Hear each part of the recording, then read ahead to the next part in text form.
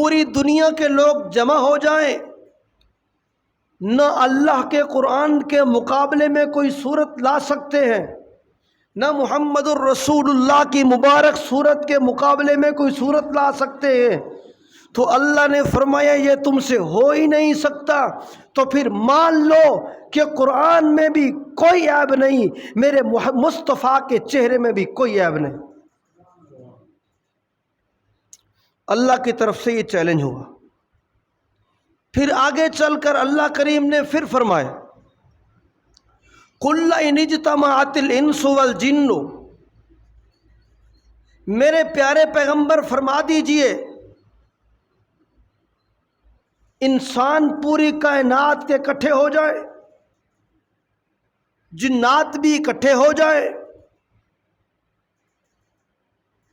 أَلَا أَن يَأْتُوا بِمِثْلِ هَذَا الْقُرْآنِ، یہ قرآن جس کو میں نے اپنے پیارے پیغمبر کے مقدس دل پہ اتارا، اس جیسا اس کے مقابلے میں کوئی لائیں، تو اللہ کریم فرماتے ہیں لا یأتون بمثلہ، یہ نہیں لا سکتے۔ تو پھر آگے اللہ نے فرمایا تم اور مقام پہ فرمایا تم اس کے مقابلے میں صورت ہی نہیں لا سکتے، پورا قرآن اس کے مقابلے میں نہیں لا سکتے، تو اس کی ایک آیت کے بدلے میں کوئی آیت لاؤ، یقیناً وہ بھی تم نہیں کر سکتے۔ یہ قرآن لا ریب ہے۔ جب اللہ کریم نے اس قرآن مقدس کو اتارا تو ساتھ یہ بھی فرما دیا کہ ذالک الکتاب لا ریب فیہ، اس میں کوئی شک نہیں۔ آگے پھر اللہ کریم نے فرمایا انا نحن نزلنا الذکر وانا لہ لحافظون، اس قرآن کو ہم نے اتارا، ہم اس کی حفاظت کرنے والے ہیں۔ تورات کو بھی اللہ نے اتارا تھا، انجیل کو بھی اللہ نے اتارا تھا، زبور کو بھی اللہ نے اتارا تھا، لیکن تورات ان مولویوں کے ہاتھ میں دے دی گئی، انہوں نے اس میں تبدیلی کر دی، اس میں خلط ملط کر دیا، اس کے مسائل چینج کر دیے، اس کے ٹائٹل کو چینج کر دیا، اس کے نظام و قانون اور ضابطے کو بدل کے رکھ دیا۔ انجیل بھی ان کے حوالے ہوئی، اس کو بھی چینج کر کے رکھ دیا۔ زبور بھی ان کے حوالے ہوئی، وہ زبور کا تحفظ نہ کر سکے، وہ انجیل کا تحفظ نہ کر سکے، وہ تورات کا تحفظ نہ کر سکے، وہ صحیفے کا تحفظ نہ کر سکے۔ لیکن یہ جو قرآن رب نے اپنے لا ریب، بے عیب، بے مثال پیغمبر کے مبارک دل پہ اتارا تھا، تو اتارتے ہی فرما دیا تھا انا نحن نزلنا الذکر وانا لہ لحافظون، یہ قرآن لا ریب بھی ہے، بے عیب بھی ہے، غلطی سے پاک بھی ہے، عیب سے پاک بھی ہے، لا ریب بھی ہے۔ میں نے اس کو اتارا، اگر پوری دنیا کا کفر اس کو مٹانا چاہے، دشمن اس کو ختم کرنا چاہے، اس میں مغالطے ڈالنا چاہے، اس میں سے غلطی تلاش کرنا چاہے، اس کو غلط کہنا چاہے، تو پوری دنیا مل جائے، نہ اس کو غلط کہہ سکتی ہے، نہ اس کو مٹا سکتی ہے۔ میں نے جب سے اس قرآن کو اتارا تھا اس دن سے یہ فیصلہ کر دیا تھا کہ انا نحن نزلنا الذکر وانا لہ لحافظون، اس قرآن کو میں اللہ نے اتارا ہے اور قیامت تک اس قرآن کا تحفظ بھی میں اللہ کرتا رہوں گا۔ عیسائیوں، تم کو جو کتاب دی گئی تھی اس کتاب کا تم تحفظ نہ کر سکے۔ یہودیوں، جو کتاب تمہیں دی گئی تم اس کتاب کا تحفظ نہ کر سکے، تم اس کے محافظ نہ بن سکے۔ جس عیسیٰ پیغمبر کے تم گن گاتے ہو وہ تم سے زیادہ ان کی تعظیم ہم کرتے ہیں۔ عیسیٰ علیہ السلام کا کردار اتنا تمہارے پاس محفوظ نہیں، عیسیٰ علیہ السلام کی شخصیت کا، عیسیٰ علیہ السلام کی شخصیت کی سیرت اتنی تمہارے پاس محفوظ نہیں جتنی ہمارے قرآن میں محفوظ ہے۔ آج تم ہمارے قرآن مقدس کی طرف غلط باتیں منسوب کرتے ہو، ہمارے قرآن کو مٹانا چاہتے ہو۔ جو تمہاری کتابیں اللہ نے تمہارے حوالے کی تھی، تمہارے آباء و اجداد کے حوالے کی تھی، اس کا تحفظ تو تم 500 سال میں نہ کر سکے، 400 سال میں، 500 سال میں اس کا تحفظ، تورات کا تحفظ، انجیل کا تحفظ، زبور کا تحفظ تم نہ کر سکے، لیکن جو کتاب میرے رب نے اتاری تھی 1400 سال بعد بھی اس کا ایک حرف کوئی تبدیل نہیں کر سکا۔ ہمارے قرآن مقدس کو مٹانا چاہتے ہو تو سن لو، اور آگ پہ لکھا ہوا قرآن مقدس تو تم جلا دو گے، لیکن جو ہمارے سینوں میں لکھا ہے اس کو کیسے مٹاؤ گے؟ ہمارے سینوں نے رب کے قرآن کو محفوظ کر لیا ہے۔ غیر مسلموں، تمہارے پاس کوئی قانون نہیں، تمہارے پاس کوئی ضابطہ نہیں۔ اگر یہ رب کا قرآن پیارے پیغمبر ہمیں دے کر نہ جاتے، قرآن مقدس کی شکل میں اگر پیارے پیغمبر ہمیں یہ قانون اور ضابطہ نہ دے کر جاتے،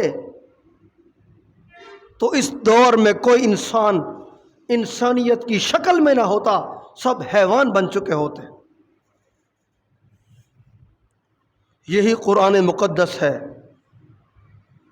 جو عزتوں کا تحفظ بھی کرتا ہے، تیرے میرے ایمان کا تحفظ بھی کرتا ہے، یہ دشمنوں کو بھی تحفظ دیتا ہے۔ تم اس کتاب کو مٹانے کی کوشش کرتے ہو جو تمہیں بھی تحفظ دیتا ہے، لیکن مسلمانوں سے بھی افسوس ہے کہ مسلمان اس کتاب کو سمجھ نہ سکے، مسلمان اس کتاب کا مطالعہ نہ کر سکا، مسلمان اس کتاب کے قریب نہ ہوا۔ مسلمان نے یہی سمجھا قسم اٹھانے کے لیے ہے، اس کے اوپر پیسے رکھ دیے جائیں تو اٹھانے کے لیے ہے، شادی کرنی ہو تو عورت کے سر کے اوپر سے گزارنے کا نام قرآن ہے، اس لیے آیا تھا۔ جو مر جائے زندگی پوری اس نے قرآن کو ہاتھ بھی نہیں لگایا، اس کے اوپر بیٹھ کر پڑھنے کا نام ہے۔ ہم نے تو قرآن کو اب مردوں کے لیے وقف کر دیا، قسموں کے لیے وقف کر دیا، دوسروں کو بد دعا دینے کے لیے قرآن کو ڈھال بنایا۔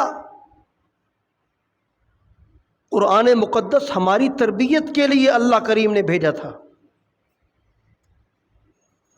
ہمیں دوسرے مسلمانوں کے تحفظ کے لیے، دوسرے مسلمانوں کو اس پر قائم رکھنے کے لیے رب نے یہ ضابطہ اور قانون ہمیں دیا تھا۔ لیکن کاش کہ اب بھی یہ مسلمان رب کے قرآن کو سمجھ لے اور اس میں اپنے اللہ کی پہچان بھی کر لے۔ جو منصب، جو مشن، جو قانون قرآن نے دیا، اگر اس قانون پہ مسلمان قائم ہو جائے تو کسی غیر مسلم کی یہ طاقت نہیں ہوگی کہ ہمارے قرآن پاک کی توہین کر سکے۔ غیر مسلموں، تم بار بار مسلمانوں کی دل آزاری کرتے ہو، کبھی ڈنمارک کے کتے وہ میرے پیارے پیغمبر کی توہین کرتے ہیں، کبھی سویڈن میں رہنے والے کمینے شخص وہ قرآن مقدس کی توہین کرتے ہیں، کبھی فرانس کے بے غیرت میرے پیارے پیغمبر کی توہین کرنے کی کوشش کرتے ہیں۔ تو کیا ان کا یہ اقدام کرنے سے میرے پیارے پیغمبر کی شان کم ہو گئی؟ کیا ان کا یہ کام کرنے سے قرآن مقدس کی شان پر کوئی حرف آیا؟ کیا کر لیا تم نے رب کی کتاب کا؟ تم کچھ نہیں کر سکو گے۔ جب تک یہ زمین قائم ہے، جب تک یہ سورج اسی حالت میں قائم ہے، جب تک قیامت نہیں آئے گی، پوری دنیا کا کفر، پوری دنیا کے یہودی، پوری دنیا کے عیسائی، پوری دنیا کے رافضی اس قرآن کو مٹانا چاہیں وہ خود مٹ جائیں گے۔ قیامت تک قرآن بھی رہے گا، قرآن کے چاہنے والے بھی رہیں گے۔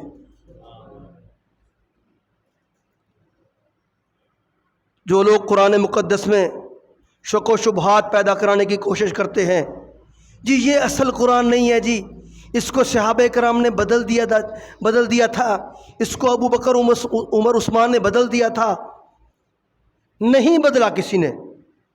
یہ جس طرح پیارے پیغمبر کے مبارک دل پہ اترا تھا، من و عن اسی حالت میں ہمارے پاس پہنچا ہے، ایک حرف بھی کہیں نہیں گیا۔ صرف تم مسلمانوں کی صفحے میں چھپے ہوئے بھیڑیے، تم امت کو قرآن سے بدزن کرنا چاہتے ہو، کیونکہ تمہیں خود قرآن تو نصیب نہیں، امت کے دلوں میں شک ڈالنا چاہتے ہو، تم بھی یہود و نصارہ کی صف میں کھڑے ہونا چاہتے ہو۔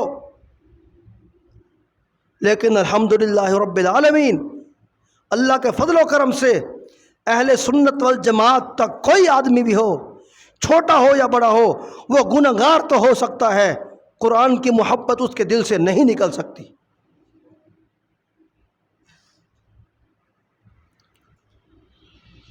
قرآن مقدس کو ہم نے یہ سمجھ لیا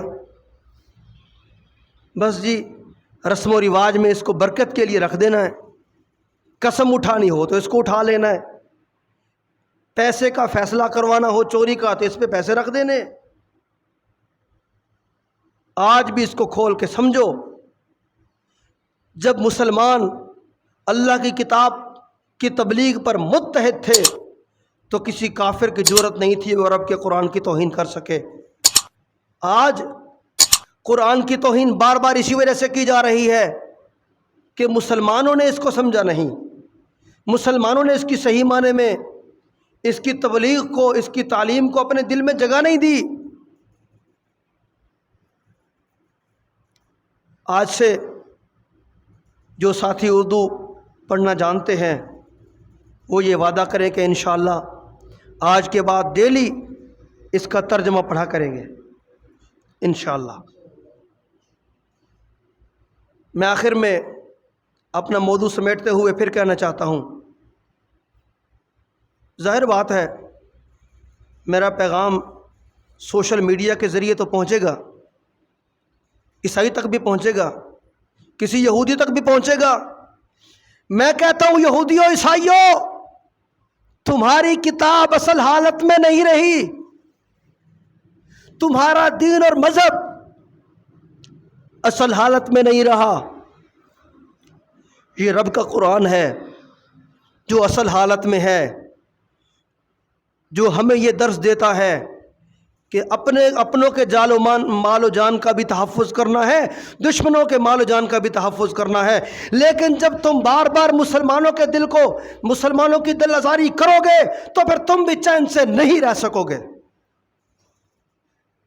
میں یہ نہیں کہتا کہ تمہارے ساتھ اچھا ہوا عیسائیوں، میں یہ نہیں کہتا کہ تمہارے ساتھ جو ہوا وہ اچھا ہوا، وہ غلط ہوا، مسلمانوں کو ایسا نہیں کرنا چاہیے تھا۔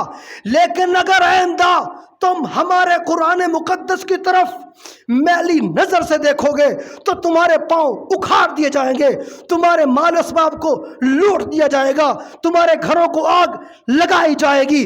اگر تم ہمارے قرآن مقدس کا تحفظ کرو گے، ہمارے قرآن مقدس کا احترام کرو گے تو تم بھلے غیر مسلم ہو، ہم مسلمان ہو کر تمہارے گھروں کا پہرا دیں گے،